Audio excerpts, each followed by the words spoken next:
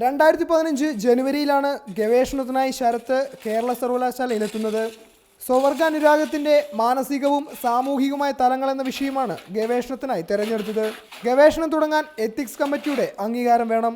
സർവകലാശാലയിലെത്തി 1.5 വർഷം കഴിഞ്ഞപ്പോഴാണ് ethics committee രൂപീകരിച്ചത്. ഗവേഷണം തുടങ്ങാൻ 2 വർഷമായി എത്തിക്സ് കമ്മിറ്റിയുടെ അംഗീകാരത്തിനായി കാത്തിരിക്കുകയാണ് ഈ ദളിത് വിദ്യാർത്ഥി. കാരണം 2014 ഡോക്ടർ കമ്മിറ്റി കഴിഞ്ഞ ശേഷം 2016 ഇത് കമ്മിറ്റി ഫോം ചെയ്യുന്നതും 2016 മെയ്യിലാണ് ഫസ്റ്റ് സിറ്റിംഗ് ആണ് നടത്തുന്നത്. ഇതൊരു 3-4 സിറ്റിംഗ് ആയിട്ട് ശേഷം ഇതുവരെ ക്ലിയറൻസ് നൽകിയിട്ടില്ല. അംഗീകാരം ലഭിക്കാത്തതുമായി ബന്ധപ്പെട്ട് വൈസ് ചാൻസലറെ പലതവണ ബന്ധപ്പെട്ടെങ്കിലും കാര്യമായ നടപടി ഉണ്ടായില്ല. കൂടാതെ മോശമായ പെരുമാറ്റമാണ് VC-യുടെ ഭാഗത്തു നിന്നും ഉണ്ടായതെന്നും ശരത്ത് പറയുന്നു. അതൊക്കെ ഞങ്ങൾ പറയുന്നത് കേൾക്കാനോ ഞങ്ങളുടെ പ്രശ്നങ്ങൾ പഠിക്കാനോ അതൊക്കെ ഒരു ക്ഷമ പോലും കാണിച്ചില്ല. അതൊക്കെ ഞങ്ങളോട് അങ്ങ് തട്ടിക്കയറുകയായിരുന്നു. MG സർവകലാശാലയിൽ നിന്ന് MSc സൈക്കോളജിയും കേരള സർവകലാശാലയിൽ നിന്ന് MPhil നേടിയ ശരത്ത് ഇന്ന് കൂലിപ്പണിക്ക് പോവുകയാണ്.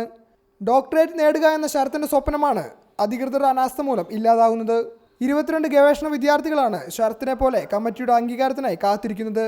Felix, reporter, Wayanad.